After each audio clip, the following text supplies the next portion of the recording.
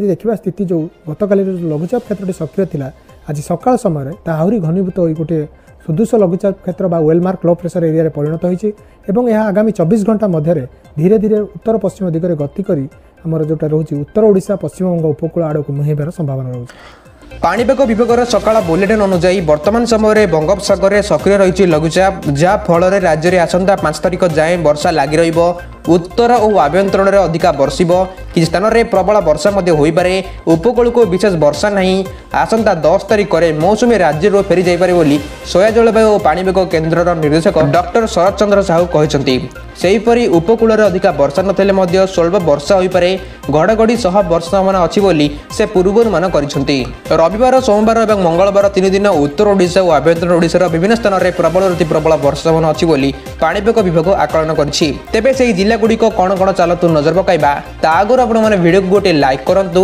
एवं चैनल को सब्सक्राइब करी आपण मानकर केउ जिला कमेंट कर जणांतु। लघुचाप प्रभाव में राज्य में वर्षा जारी रही आसंता 3 दिन पर्यंत वर्षार प्रकोप जारी रहिबा सहित 2 दिन जाए अनेक स्थान में प्रबल अति प्रबल वर्षा आकलन करा जायछि। एहाको दृष्टि रखी 2 दिन पर्यंत विभिन्न जिला को ऑरेंज वार्निंग अलर्ट जारी करा जायछि। पाणीपाग केन्द्र सूचना अनुसार गतकाली लघुचाप घनीभूत होई शनिवार रे वेलमार्क लो प्रेसर रे परिणत होइतिला।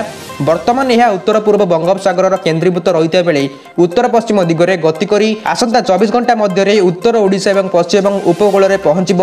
एथिपाई राज्यर विभिन्न स्थान में प्रबल अति प्रबल वर्षा आशंका रही। रविवार अर्थात आज विशेषकर बलांगीर बरगढ़ झारसुगुड़ा सोनपुर संबलपुर सुंदरगढ़ केन्दुझर अनुगुल देवगढ़ ढेंकानाल मयूरभंज जिले में वर्षार प्रकोप अधिका आशंका करसबू जिला गुड़िक 7 ରୁ 11 सेंटीमीटर पर्यंत वर्षा आशंका करी पाणीपाग केन्द्र यह सब जिला गुड़िक ऑरेंज वार्निंग अलर्ट जारी करिछि। सेहीपरि बालेश्वर भद्रक जगतसिंहपुर कटक जाजपुर नयगड़ा बौद्ध कंधमाल खोर्धा कलाहांडी नवरंगपुर और नुआपड़ारे प्रबल वर्षा आशंका करी पाणीपाग केन्द्र यह सब जिला गुड़िक येलो वार्निंग अलर्ट जारी करिछि। सोमवार पश्चिम ओडिशा सहित केन्द्रीय जिले में यह स्थिति जारी प्रबल वर्षा जो तलिया अंचल में जलबंदी समस्या सहरांचल में कृत्रिम बन्या सह ट्राफिक समस्या देखादेव। एपटे गत 24 घंटे सारा राज्य में 113 मिलीमीटर वर्षा रेकर्ड कर हीराकुद में बन्या जल वृद्धि पाइबार पुणी 10टी गेट खोल एभली किसी निष्पत्ति नि।